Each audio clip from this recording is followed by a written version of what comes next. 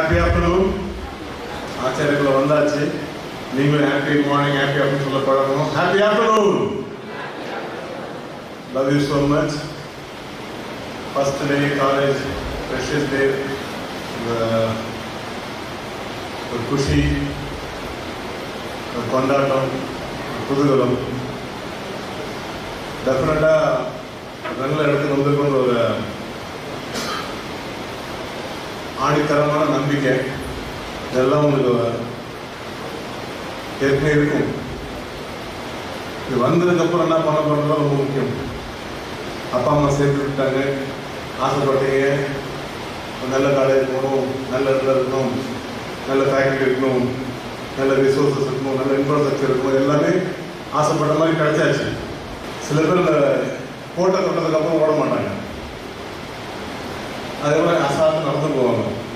12th முடிச்சுட்டு college போகிறதுக்கு மட்டுமே எவ்வளோ கஷ்டப்பட்டுருப்பீங்க. இந்த 10th ரொம்ப முக்கியம்னு சொல்லி உங்களை இப்போ ரொம்ப கஷ்டப்பட்டு வாழ்க்கைக்கு முக்கியமான எக்ஸாம், முதல் எக்ஸாம் நல்லா பண்ணி இருப்பாங்க.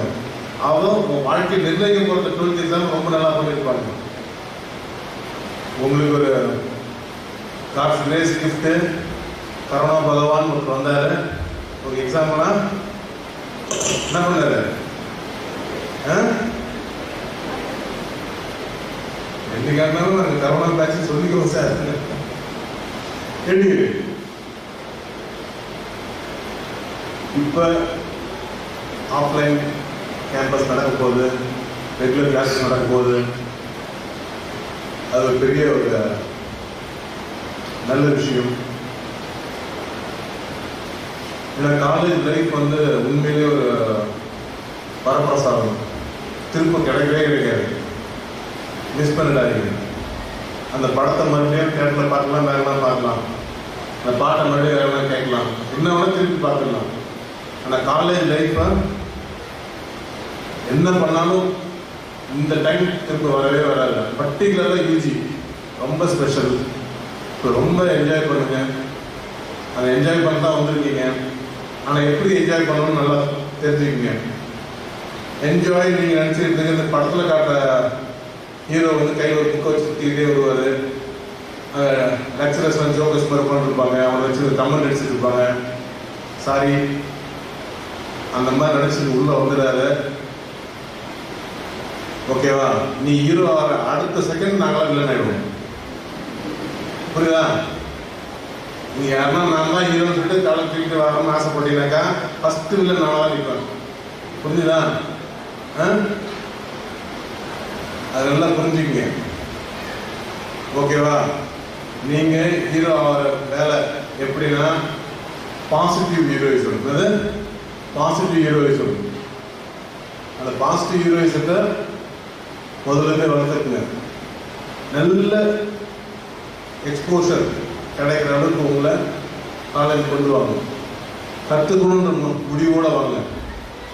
இந்த 3 வருஷமும் நிறைய கற்றுக்கணுன்ற ஆசையோட வாங்க. நான் திரும்ப சொல்கிற வார்த்தையை நல்லா கவனிச்சிக்கோ. உன்னை படிக்க வர சொல்லலை. நான் காலேஜுக்கு படிக்க வந்தேன். ராஷ்டிரம் நீ வீணா போடுவ. 3 வருஷம் எதாவது படிச்சேன்னா வீணா போடுவ. மறுபடியும் என்ன சொல்லுங்க, காலேஜா 3 வருஷம் படிச்சுன்னா வீணா போயிடுவேன். 3 வருஷம் கற்றுக்கோ. புரியுதா? உன்னை எந்த கோச்சிங் சென்டருக்கு கூப்பிட்டு வந்தாலும் தெரியாது. நீ எங்கே இது வரைக்கும் 10th 12th எங்கே படிச்சுட்டு வரையோ அது பேர் கோச்சிங் சென்டர். அது பேர்னா கோச்சிங் சென்டர். உன் எக்ஸாம் கோர்ஸ் படிக்க சொல்லி ரெடி பண்ணி, புரியுதா?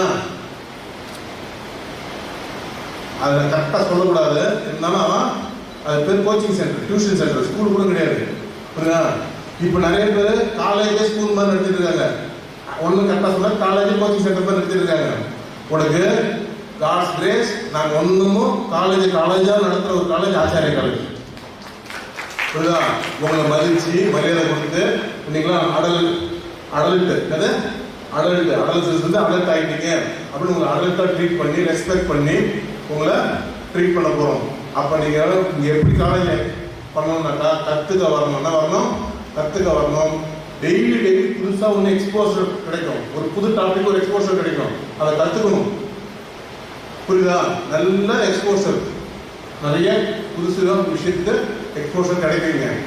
ஒரு நல்ல எக்ஸ்பீரியன்ஸ், நல்ல எக்ஸ்போஷர், உங்கள் சப்ஜெக்ட் நல்ல எக்ஸ்பீரியன்ஸை உள்ள டீச்சர்ஸ் இருக்காங்க, லெக்சரர்ஸ் இருக்காங்க. அதில் நீங்கள் எவ்வளோ கற்றுட்டு செஞ்சு பார்க்க முடியுமோ, அதை ப்ராக்டிக்கலாக எங்கெல்லாம் யூஸ் ஆகுதுன்னு தெரிஞ்சுக்க முடியுமோ நீங்கள் கொண்டு போனீங்கன்னாக்கா கற்றுக்கிற விஷயம் ஆரம்பிக்கும். படிக்கிற விஷயத்துக்கு லாஸ்ட்டாக எக்ஸாமுக்கு முன்னாடி ஸ்டடி ஹாலில் கொடுப்பாங்க. அதில் படித்து நீ பாஸ் பண்ணி அரியரை கிளியர் பண்ணிக்கலாம், இல்லை அரியரே இல்லாமல் பார்த்துக்கலாம். புரியுதா? படிக்கிறது ஏமாத்து வேலை. அந்த 5 புக்கு ஒரு செமஸ்டர் படிக்கிறது இருக்கிறதுலேயே பெரிய ஏமாத்து வேலை. ஏன்டா நாங்கள் 5 புக்கு கொடுத்துக்கா பாரு, நான் 5 நாள் முடிச்சுட்டு போட்டுருவேன்.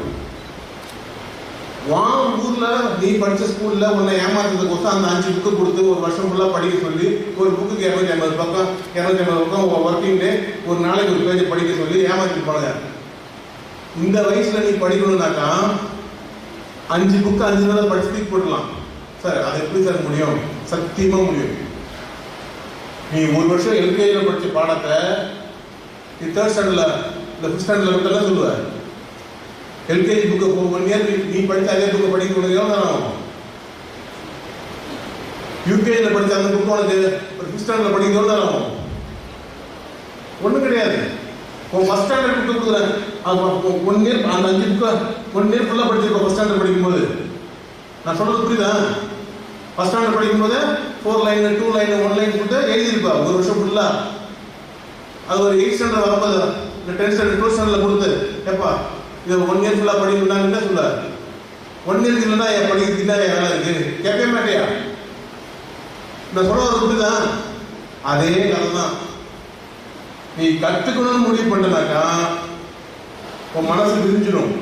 எல்லாம் சொல்ல முடியும். ஆர்ட்ஸ் காலேஜில் படிச்சுட்டாக்கா வேலை கம்மியான வேலை இல்லை, ஒரு ப்ரொஃபைல் கம்மி நினச்சிக்கால. இன்ஜினியரிங் காலேஜ் காட்டிலும் ஆர்ட்ஸ் காலேஜ் பசங்களுக்கு ஸ்கோப் ஜாஸ்தி, ஆப்பர்ச்சுனிட்டி ஜாஸ்தி. நான் சொல்கிற நல்ல ஒரு சின்ன விஷயத்தை புரிஞ்சுக்கோ. சரி, நான் பிகாம் படிச்சுட்டு கணக்கு வேலை பார்க்க போகிறேன், ஒரு அக்கௌண்டண்ட்டாக போகணும், அந்த மாதிரிலாம் சிம்பிள் ஸ்மால் அண்டர் எஸ்டிமேட்டட் தாட்டே வேண்டாம். உன்னை குறைச்சி இடம் போடாது. நீ கணக்கு வேலை பார்க்க போனாலே ப்ரூனே சுல்தானுக்கு கணக்கு வேலை பார்க்கணும் போ. புரியுதா? ஏன்னா அதே கணக்கு தான், அதே வேலை சொல்ல கணக்கு தான் எதை போனான். ஆனால் உன்னை ப்ரூனே சுல்தான வேலைக்கு வைக்கிற அளவுக்கு புரியுதா? டாப் மோஸ்ட் கம்பெனி அந்த அக்கௌண்டன்ட் தேவை. அதுக்கு நீ உன்னை ரெடி பண்ணிக்கோ. அம்மா அப்பா குறை சொல்லுவாங்க, அம்மா அப்பா பற்றி குறை சொல்லுவாங்க, அப்பா அம்மா குறை சொல்லுவாங்க, 2 பேரும் சேர்ந்து ஊரை குறை சொல்லுவோம், நாட்டை குறை சொல்லுவோம், எல்லாரையும் குறை சொல்லி போயிட்டோம்.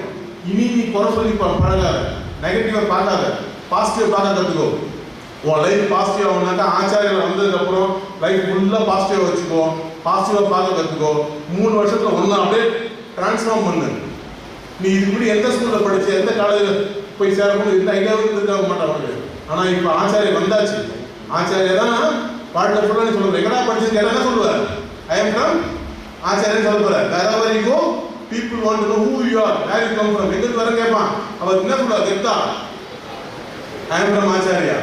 அந்த ப்ரைட் ஃபேக்டர், அந்த கெத்தா சொல்கிற அளவுக்கு உன்னை தகுதி பண்ணிக்கோ, உன்னை தயார் பண்ணிக்கோ. இந்த 3 வருஷம் கோல்டன் இயர், பியூட்டிஃபுல் டைம். உங்களுக்கு என்ன தேவையோ செய்யறதுக்கு லெக்சரர்ஸ், டிபார்ட்மெண்ட் ஹெச்ஓடி, பிரின்சிபல் எல்லாம் காத்துட்டு இருக்கோம். நீ செய்ய வேண்டியது சின்சியராக இருக்கணும். என்ன இருக்கணும்? சின்சியராக இருக்கணும். சீரியஸாக இருக்கு சொல்லலை, புரியுதா? சின்சியராக இரு, சந்தோஷமாக காலேஜுக்கு வா, ஹாப்பியாக இரு.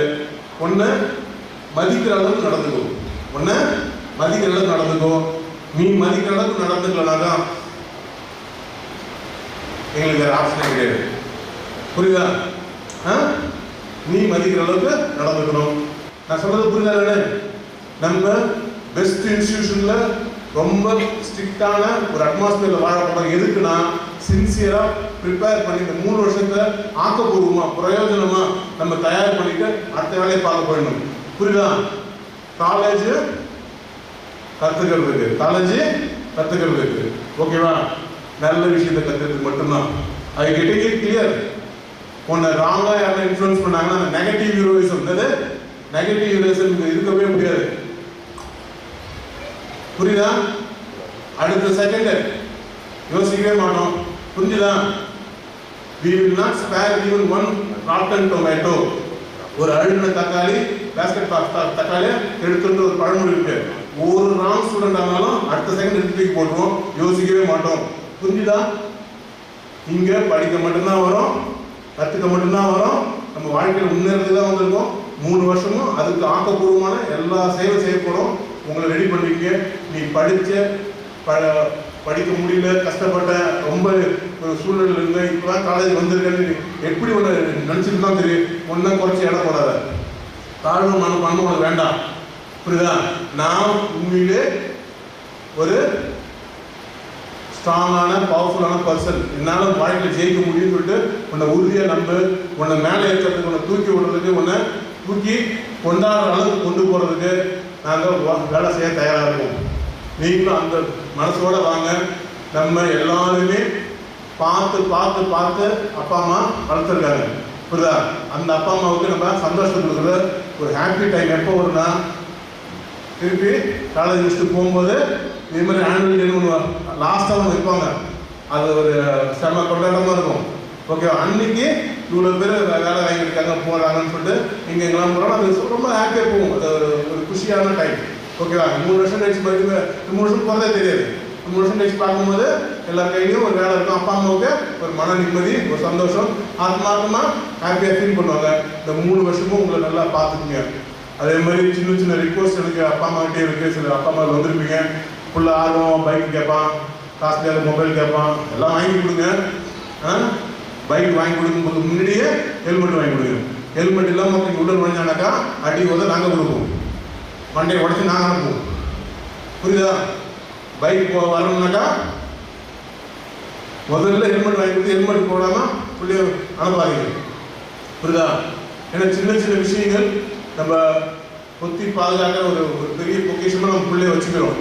ஆனால் ஒரு ஹெல்மெட் போடல, ஒரு சின்ன விஷயமா இருக்கலாம், எப்போ நீ கேட்குற வாங்கி தரேன், ஆனால் ஹெல்மெட் எனக்கு கொடுத்துரு, ஹெல்மெட் போட்டால் தான் கொடுக்கணும், அடம் பிடிச்சி அவரை அந்த சின்ன சின்ன விஷயத்தை கண்ட்ரோல் பண்ணி வச்சுக்கோங்க. அதே மாதிரி ரெகுலராக காலேஜ் வராங்களா வரலையான்னு பார்த்துட்டு இருப்போம். உங்களுக்கு ஃபோன் பண்ணி சொல்லுவோம், உங்களை இன்ஃபார்ம் பண்ணுவோம். நீங்கள் அடிக்கடி காலேஜ் வந்து பார்க்குற மாதிரி சூழ்நிலை கேட்போம். நீங்கள் கொஞ்சம் கோஆப்ரேட் பண்ணணும். அப்பா அம்மாவோட கோஆப்ரேஷன் ரொம்ப முக்கியம். நான் திரும்பவும் சொல்கிறேன், இந்த 3 வருஷம் ரொம்ப ரொம்ப ரொம்ப பிரமாதமாக ஹாப்பியாக எப்படி போகுதுன்னு தெரியாது. ஆனால் நிறைய விஷயங்கள் நடக்கும், நிறைய விஷயங்கள் பிளான் பண்ணி வச்சுருக்கோம். அஜெண்டாவில் நிறைய விஷயங்கள் நடக்கும் போது அது எல்லாமே உங்கள் கோஆப்ரேஷனுக்கோசம் தான் எதிர்பார்க்குறோம். ஸோ சின்சியராக வாங்க, காலேஜில் கற்றுக்கணுன்ற ஆர்வத்தோடு வாங்க, உங்களை வளர்த்துக்கணுன்ற ஆர்வத்தில் வாங்க. இதுக்கப்புறம் நீங்கள் ஸ்கூல் கிட்டு கிடையாது.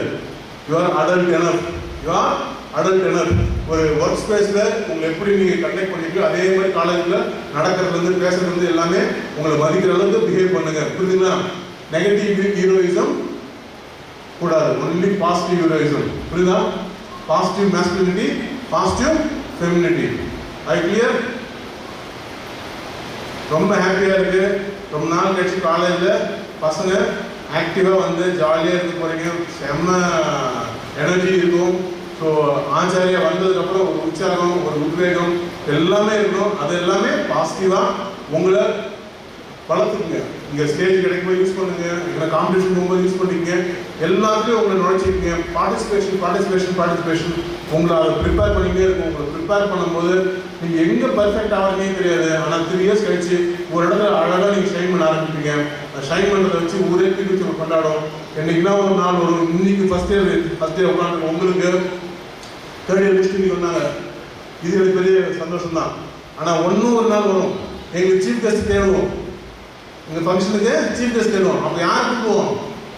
எங்கள் அலுவலியை கூப்பிடுவோம். புரியுதா? இது படித்த காலேஜுக்கு நீயே சீஃப் கெஸ்ட்டாக வரணும்னு முடிவு பண்ணிட்டு காலேஜுக்கு வா. அப்படி ஒரு பெரிய பர்சனாலிட்டியாக ஊரே கொண்டாடுற அளவுக்கு ஒரு பர்சனாலிட்டியாக வரப்போகிறோம்னு சொல்லிட்டு உனக்கு தீர்மானம் பண்ணிக்கோ. அந்த திடத்தோட படிச்சுட்டு இந்த காலேஜுக்கு சீஃப் கெஸ்ட்டாக வர அளவுக்கு நான் தகுதிப்படுத்திக்குவேன், என்னை தயார் பண்ணிக்கணும். அந்த பாசிட்டிவ் மைண்ட் செட்டோட படிக்க ஆரம்பி. இதுக்கு முன்னாடி எப்படி இருந்தது பரவாயில்ல, இதுக்கப்புறம் வாழ்க்கை சூப்பராக இருக்கணும். வாழ்த்துக்கள். Love you so much.